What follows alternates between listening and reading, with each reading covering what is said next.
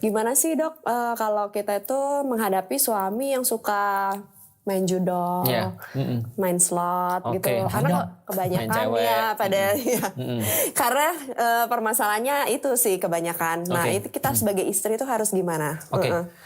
Aku coba jelasin dulu. Barusan ada beberapa orang yang WhatsApp ke aku.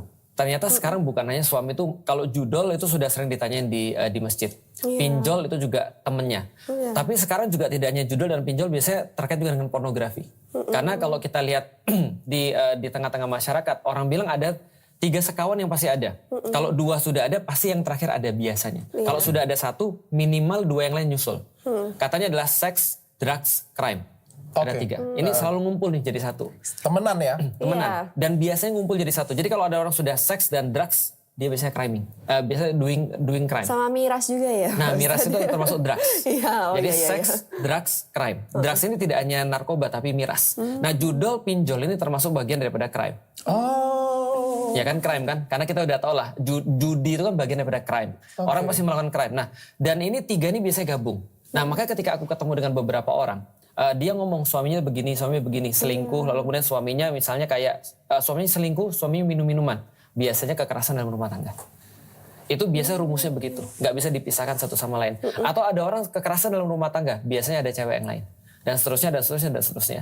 Jadi kita nggak bisa memandang remeh kalau ini sudah berkaitan dengan 3 ini, seks, drugs, crime.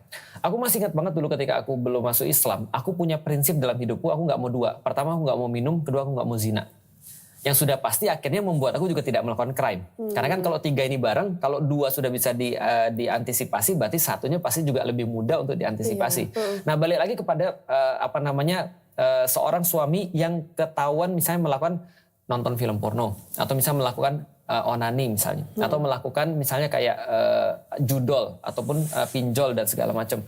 Nah, gimana kalau kita melihat laki-laki seperti ini? Pertama kita harus tahu bahwa itu adalah bagian daripada maksiat. Nah, kalau bagian daripada maksiat, kita harus tahu juga fungsi seorang istri bagi rumah tangga itu seperti apa. Menarik banget. Di dalam Al-Qur'an Allah menyampaikan tugas istri yang pertama adalah fasolihatun. Fasolihatun ini artinya adalah perempuan-perempuan yang mereka memberikan perbaikan. Yang lebih menarik lagi adalah ketika Allah menyebutkan laki-laki dalam rumah tangga, dia menyebut ar-rijalu qawwamuna 'alan nisa. Laki-laki itu adalah pemimpin ataupun penanggung jawab daripada rumah tangga ya. Tapi ketika menyebut perempuan, Allah nggak bilang perempuan itu, nggak. Langsung mereka adalah pembuat kesolehan atau perbaikan. Artinya perempuan itu di dalam rumah tangga diposisikan sebagai reparator. Yang mereparasi apapun. Jadi contoh gini misalnya, yang paling mudah ya. Laki-laki di luar stres, dapat tekanan daripada bosnya, dibully netizen dan segala macam, pulang ke rumah netral. Itu perempuan tuh begitu. Dan itu tidak bisa dilakukan kecuali oleh seorang istri. Artinya, coba rasain aja. Kalau dokter Richard lagi stres, lalu kemudian pulang ke rumah, nggak ada misalnya dokter Eni, itu biasanya dia akan stres juga. Dan dia nggak bisa ngapa-ngapain, karena nggak ada penawarnya dalam rumah tangga itu. Tapi kalau dia seorang istri yang baik, maka home yang dimaksud adalah istrinya. Bukan house. Bukan rumahnya tapi istrinya ya. Karena house beda dengan home. Di dalam Islam, house itu bangunan, home itu istri. Makanya namanya kan sakinah. Sakinah itu artinya adalah tenang. Kata yang sama untuk menyebut rumah dalam bahasa Arab, maskanah, artinya tempat yang menenangkan atau tempat ada istri. Gampangnya seperti itu. Berarti sebenarnya kalau menurut Pak Ustadz itu berarti ya kalau misalnya kita dapat suami yang kayak gini lah ya, kayak yang buruk banget ya, yang buruk banget kayak gitu ya. Kayak gini bukan kayak gini. Ya, contoh. Berarti kita itu sebagai istri, kalau misalnya kita tuh baik atau istri yang soleha kayak gitu, berarti kita tuh harus ngajak dia untuk kembali ke kebaikan kayak gitu. Betul. Nah, maka ketika dia ada pinjol, judul dan segala macam, ternyata aku pernah baca beberapa penelitian, orang yang nonton film porno, orang yang membuat maksiat dan segala macam, itu kadang-kadang bukan hanya dia addicted, tapi karena benar-benar dia nggak ngerti apa yang dia lakukan. Jadi kebanyakan karena ada waktu luang dan ada kesempatan dan dia nggak tahu mau ngapain. Alias dia tuh nggak punya visi sebenarnya. Nah, jadi ketika ngelihat seperti ini, pertama-tama yang harus diketahui sebagai seorang perempuan adalah bagaimana cara ngerubah laki-laki. Nah, aku mau nanya juga bagi dokternya. Dok, yang paling penting bagi laki-laki dalam rumah tangga apa? Bagi laki-laki? Iya, yang paling penting. Yang dituntut dari seorang istri dalam rumah tangga apa kira-kira? Yang paling dituntut penting oleh istri dalam rumah tangga? Yang dituntut oleh dokter Richard, ke dari dokter istri. Reni misalnya apa? Wah, aku nggak banyak tuntutan lagi dengan atau istri. gini, Dokter Richard pernah marah nggak sama Dokter Reni? Sering. Nah, pernah diklasifikasi nggak apa yang buat marah? Oh, dia lemot. Selain itu, Dia yang paling sering? Rebahan aja. Ini kalau aku tanya istri masih beda nih jawabannya nih. Aku jujur ya, dia lemot, dia rebahan aja, dia malas kerja. Udah itu aja sih. Nah, kalau menurut dokter Reni, apa yang membuat langsung tiba-tiba Dokter Richard bisa marah? Memang dasar sifatnya kayak gitu. Oh, memang sifatnya kayak gitu. Iya. Ini kayaknya agak sulit ya aku untuk konsultasi nih. Oke, aku sampai nih ya. Menurutku, bukan menurutku sih, ada penelitian mengatakan 70% masalah rumah tangga adalah karena komunikasi. Iya. Dan yang paling sering kalau aku ya mengambil contoh secara pribadiku adalah kalau aku merasa harga diriku terganggu. Dan nggak cuma aku, seluruh cowok dalam rumah tangga itu yang paling penting. Kalau aku tanya dan hasil penelitian psikologi juga, psikologi populer mengatakan harga diri. Jadi laki-laki tuh nggak bisa harga dirinya tuh dipermainkan dalam tanda kutip. Contohnya misalnya ya, dia lagi di depan teman-temannya, tiba-tiba kita datang, main terus. Itu walaupun dia lagi kondisinya enak. Gengsi, harga diri. Nah, artinya laki-laki itu tidak bisa diubah kalau andaikan dia merasa terancam. Nggak ada satupun orang yang bisa diubah kalau dia merasa terancam. Ini basic untuk nasihatin orang. Atau basic untuk mengubah orang. Kita harus tahu bahwasanya orang kalau mau kita ubah, dia harus kita ubah pada saat dia lagi mau untuk diubah. Jangan sampai menghasilkan dia tuh tidak mau diubah. Artinya, kalau misalnya dia jadi tidak mau diubah, apapun yang kita punya jadi percuma. Aku mau ambil contoh ya. Kita mau sambil ke judul dulu lah. Azan berkumandang. Istriku lagi nasihatin anak-anakku. Karena bagi istriku, kalian ini nggak benar. Kamar berantakan. Naruh ini nggak benar. Makan nggak diberesin dan segala macam. Tiba-tiba azan. Ketika azan, apa kata istriku? Koko, wudhu sana, segera ke masjid. Gozi, wudhu. Abi, ke masjid. Aku kenapa aku jadi kena juga? Aku tadinya mau ke masjid, jadi nggak jadi ke masjid aku. Iya. Kenapa? Defensif. Defensif. Harga diriku terganggu. Lalu aku bilang sama dia, aku bukan anakmu loh. Kamu nggak bisa ngomong kayak aku kepadaku kayak seperti itu. Karena aku adalah suamimu. Harusnya kamu beda cara ngomong dengan istrimu, dengan anak, dengan suamimu. Dan yang kedua, kapan kamu lihat aku ketika ada azan nggak ke masjid? Jawaban dia sering gitu. Gitu. Jadi mungkin dia nggak jawab karena dia tahu ketika aku lagi luang aku pasti ke masjid gitu maksudnya. Tapi cara komunikasi dia itu menutup aku.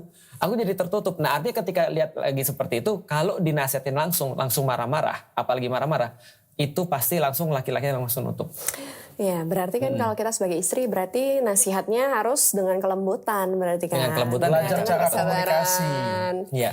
Iya betul, belajar komunikasi kan. Kalau sebagai wanita tuh kan laki-laki ngelihatnya wanita tuh lembut, kayak ekspektasinya ya. Ekspektasinya sabar gitu. Mungkin dengan cara kelembutan atau kesabaran mungkin dia bisa denger ya. Tapi kata orang katanya kalau sudah menyangkut seks, drugs kayak itu sulit di-ngomongin karena itu kayak nggak bisa berubah katanya. Itu dari kebanyakan di media sosial di TikTok.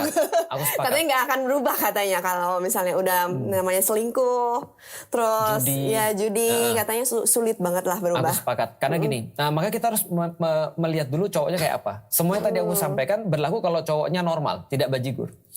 Kalau cowoknya bajigur ini harus ada extra treatment. Karena gini ya. Extra treatment ya. Suatu waktu ketika aku pernah ribut agak gede sama istriku, aku bilang gini, "Dek, ada nggak sih yang kita ribut ini adalah karena aku maksiat?" Enggak. Kita ributnya tuh gara-gara kita punya pandangan berbeda tentang duit kita ini mau digunakan untuk apa. Bagi dia apa yang aku lakukan investasiku gagal bagi dia. Dan ini bukan bisnis ya, maksudnya investasi dakwaku gagal. Bagi aku enggak, itu adalah urusanku sebenarnya. Terus aku bilang gini, Dek, apa yang aku lakukan ini adalah sesuatu yang maksiat atau enggak? Enggak kan? Aku bilang sama dia, andai pun suatu hari kamu lihat aku maksiat, jangan tinggalin aku. Kenapa? Kamu cukup duduk aja di situ, layanin aku, penuhi hak-hak aku, dan percaya sama aku pasti akan merasa nggak enak sendiri, dan aku akan balik sendiri. Karena setiap cowok yang normal, itu tahu cara baliknya gimana, cuma dia nggak mau aja. Jadi dia udah tahu yang mana yang benar, cuma dia nggak mau aja. Makanya kalau itu terjadi, kalau aku bilang, kalau aku maksiat, ini normal ya, sekali cowok normal ya, bukan nanti cowok bajigur kita bahas nih. Nah kalau cowok normal, udah kamu gak usah marah-marah, kamu gak usah ngapain, kamu cukup duduk di situ, nanti aku akan gak enak sendiri. Betul juga, betul juga. Jadi kalau misalnya kayak kata Ko Felix ini, suatu hari nanti aku salah ya gitu ya. Kita tuh dikaruniai, bukan dikaruniain sih, mungkin diajarin dari kecil juga bagaimana kita sudah tahu salah. Dan kita tuh pasti akan cari jalan untuk kembali. Tapi kadang-kadang kita belum mau. Ya belum mau atau gengsi. Iya. Iya, asal kamu masih ada di tempat. Iya, itu kejadian. Jadi itu yang masalahnya itu cara melatih kita itu untuk bisa bersabar. Karena kan pasti kan kita Nunggunya. kita dalam keadaan seperti ini kan pasti hati kita juga hancur, kesal, emosi, marah kayak gitu kan. Nah itu yang problemnya. Itulah aku mau mengirim pesan kepada seluruh perempuan-perempuan yang sudah jadi istri ya. Jangan harapkan laki-laki itu waras. Karena laki-laki itu tercipta satu paket dengan ketidakwarasan. Karena gini, kalau laki-laki waras, ya kita akan jadi seperti perempuan itu maksudnya. Tapi termasuk termasuk satu paket kelaki-lakian itu adalah termasuk satu paket dengan ketika dia itu tidak pelin-pelan. Termasuk satu paket ketika dia itu mau memutuskan sesuatu, mengambil resiko, melindungi orang. Itu satu paket dengan tidak waras itu tadi. Gengsi itu. Itu satu paket dengan laki-laki. Nah makanya ketika ada seorang perempuan mendapati laki-lakinya yang normal ya. Yang normal ketika melakukan satu maksiat tergelincir, maka dia harus tadi nungguin dalam tanda kutip. Nah bagaimana cara dia bisa sabar? Memang itu kuncinya. Maka ketika aku nikah sama istriku, permintaanku cuma 2. Percaya sama aku. Yang kedua adalah dukung aku dalam dakwah. 2 itu aja permintaanku. Dan 2 laranganku cuma murtad, sama satu lagi adalah selingkuh. 2 itu aja. Artinya dia tahu ketika dia melakukan 2 ini pasti aku melakukan sebuah KDRT tindakan yang paling aku nggak akan KDRT, tapi aku akan melakukan satu tindakan yang paling parah di dalam Islam. Nah artinya kalau selama dia nggak melakukan ini aman, nggak bisa masak aman, tidur terus aman. Itu kan ya, artinya kayak tadi problem-problemnya jadi hilang kan ya. Artinya dia ngomongnya mungkin gak enak, aman selama 2 ini gak disentuh nih. Dan kalau 2 ini dia lakukan, percaya sama terus kemudian dukung aku dalam dakwah, selama itu pula aku akan memberikan yang terbaik untuk hidupku dan untuk dia. Nanti itu adalah tadi cowok normal. Nah sekarang kita bahas cowok bajigur. Cowok bajigur ini problematikanya adalah dia nggak punya standar masalahnya. Karena dia nggak punya standar, jangankan dia bisa untuk memperbaiki keluarganya, untuk ngurus dia sendiri aja dia nggak bisa. Nah maka terhadap cowok-cowok kayak gini, contoh ya, kalau dia melihat ada seorang cowok yang misalnya pinjol, judol, nonton film porno, selingkuh dan segala macam, maka harus langsung ngambil tindakan. Nah contoh kayak gini misalnya, pertama-tama nasihatin, abang, kita suami istri kan? Iya. Nah makanya ini penting namanya komunikasi. Aku mengharuskan setiap orang yang ngaji dengan aku, di kajian-kajianku aku bilang gini, harus ada pillow talk antara suami dan istri. Kalau nggak pillow talk, kalau nggak ada ranjang ya udah di meja makan ataupun dimanapun. Tapi harus ada omongan pribadi. Nggak ada anak-anak, kita cuma berdua. Kalau perlu pergi naik mobil, ngobrol berdua. Karena kalau aku di rumah misalnya ada anak-anak, aku nggak bisa ngobrol berdua. Aku ngajak istriku pergi naik mobil berdua, ngopi kayak atau kemana, ngobrol berdua. Abang, mohon maaf bang, kita kan suami istri. Iya. Abang, ingat nggak ketika abang ngambil aku dari bapakku? Iya. Kita punya tujuan tertentu kan? Iya. Oke kalau itu, bang kemarin aku ngeliat kayak begini. Mas, aku ngeliat Mas kemarin begini. Mas bisa jelasin ke aku nggak? Karena aku perlu tahu, karena aku adalah istrimu. Aku berusaha percaya sama kamu, tapi tolong jelasin pada aku. Kalau dia bilang, iya aku khilaf dan segala macam. Oke, kalau khilaf, ayo kita ambil tindakan. Karena kita tahu bahwa kalau tidak ada yang berubah formulanya, hasilnya juga nggak akan berubah dong. Maka terhadap orang-orang kayak gini memang betul ada banyak hal yang menjadi penyebab. Ada tadi waktu luang, itu parah banget. Kalau orang nggak punya visi, itu pasti akan menghasilkan orang pada perbuatan-perbuatan kayak gitu. Yang kedua, dia nggak punya nilai atau nggak punya ilmu. Yang ketiga, dia bisa jadi memang addicted. Nah kalau memang dia addicted, pertama kalau judul misalnya soal judul, aku pernah ketemu orang-orang kayak gini, nggak bijak dalam menggunakan harta, termasuk judul. Tahu nggak apa yang aku lakukan? Aku bilang, mulai dari sekarang transfer semua ke istrinya. Kalau itu adalah karyawanku. Benar-benar dikekang ya, dibatasin. Betul, karena kita tahu problematikanya di situ, bukan problematika di sini nih. Jadi artinya kalau duit itu ada di tangan dia, hilang tuh duit. Tapi pinjol dia bisa kok. Nah, ini ya. HP-nya nggak usah. Nggak pakai logika lagi ya. HP-nya nggak usah. Nanti dia bisa minjem temennya, tapi akan lebih sulit. Nah maka membatasi akses kepada maksiat itu sama pentingnya dengan menghilangkan. Tapi itu maksiat. boleh. Itu sangat boleh sekali. Peran istri memberikan pembatasan sedikit lebih keras itu namanya kok ya. Sangat boleh. Sebagai pemimpin rumah tangga itu boleh dalam sangat Islam, boleh. Okay. Karena gini ceritanya. Ketika seorang laki-laki sudah pinjol, berarti dia nggak ngerti apa yang dia lakukan. Jelas dia nggak ngerti apa yang dia lakukan. Ketika dia misalnya pinjol, judol, misalnya mulai DM-in cewek yang cantik-cantik dan segala macam, itu jelas dia nggak bisa ngendalin diri sendiri. Berarti dia perlu bantuan orang untuk ngendalin. Tapi tentu saja tadi ada kesepakatan dulu, kamu mau berubah nggak? Kalau kamu mau berubah, ayo kita coba nih seperti ini. Kalau dia bilang, tapi jangan kamu yang ngatur, ya udah kamu pilih ustadznya siapa? Kamu pilih ustadznya siapa? Ayo kita datang ke situ. Ngobrol tentang seperti apa. Nanti ustadznya pasti nyalain nih. Duitmu transfer ke istrimu semua. Itu kan ya. HP nggak usah ada dulu. Itu kan ya. Kalau aku dapat lagi, kamu didapat judol nih misalnya. Kamu langsung nginep di masjid nih berapa hari nih misalnya. Kalau dia masih mau. Nah gimana kalau dia keras misalnya? Kalau dia keras dan nggak bisa berubah. Benar-benar nggak bisa berubah. Maka kita kasih tahu. Ada tenggat waktunya. Contoh misalnya 3 bulan. Itu cukup untuk perubahan sih 3 bulan. Untuk lihat evaluasinya seperti apa. Kan habits kan dibentuk 1 bulan. 3 bulan habitsnya sudah mulai matang lah kira-kira gitu. Memang kalau udah nggak bisa berubah dari situ, ya udah nggak ada pilihan kecuali pendidikan selanjutnya. Apa pendidikan selanjutnya? Talak itu adalah bagian daripada pendidikan. Biar dia ngerti gitu maksudnya. Ketika dia misalnya dipisahkan dari anaknya atau dia dipisahkan dari istrinya, apakah judul itu bisa membantu dia? Di titik itulah itu menjadi pendidikan bagi dia dan pendidikan juga bagi istrinya. Oke. Itu yang maksudnya yang kasih talak itu siapa? Talak itu suaminya. Istrinya juga bisa minta. Istrinya bisa minta talak. Istri bisa minta. Oh itu ya aku tadi mau tanya. Nanti kita masuk. Itu segmen selanjutnya. Sebenarnya aku pengen tanya sih itu. Karena dari bahasa ke Felix tadi seolah-olah istrinya bisa melakukan talak. Iya, benar. Tapi kita tanya lebih lanjut tentang itu. Tapi aku pengen lihat dulu. Kalau misalnya cowoknya brengsek banget. Oke, bajigur lah. Nonton film porno gitu. Ketahuan terus selingkuh terus. Selingkuh terus. Sudah dimaafin ketahuan. Berapa kali sih seorang istri itu di dalam agama Islam ada diajarin nggak? Berapa kali sih kita harus memaafkan suami kita sampai akhirnya kita udah nggak bisa dimaafin lagi? Memaafkan tuh tidak ada batasnya. Tapi memaafkan tuh tidak sama dengan bodoh. Karena menurutku adalah berharap pada sesuatu yang nggak mungkin terjadi itu bodoh. Kalau dalam bahasa Perancis menunggu godot itu. Jadi ada cerita di Perancis menunggu godot, orang nggak bakal datang gitu maksudnya. Artinya gini, artinya kita tuh kan dikasih akal untuk melihat kan ya. Makanya kita kasih beberapa namanya measure, kita kasih beberapa treatment untuk ngelihat dia serius atau tidak. Contoh misalnya kayak gini ya, dalam beberapa masalah selalu perlu yang namanya waktu. Kita lihat 3 bulan. Kalau kamu nggak berubah dalam 3 bulan, maka aku harus ngambil tindakan. Karena aku nggak bisa nunggu terus nih. Siapa yang jamin kamu bakal berubah? Kan nggak ada. Tapi kalau dalam 3 bulan itu dia menunjukkan keseriusan untuk itu, dia pasti bisa berubah sebenarnya. Dan ada banyak orang-orang yang bisa berubah dari hal-hal seperti itu. Dan problematikanya lagi gini. Kenapa aku bilang bahwasanya memaafkan itu tidak sama dengan bodoh? Jadi gini, ada orang yang sudah bisa memaafkan suaminya, tapi tetap aja dia harus bercerai gitu maksudnya. Karena kesalahan suami udah terlalu parah atau nggak bisa balik lagi. Artinya memaafkan dengan kemudian bodoh itu nggak sama. Contoh kayak gini ya dok ya.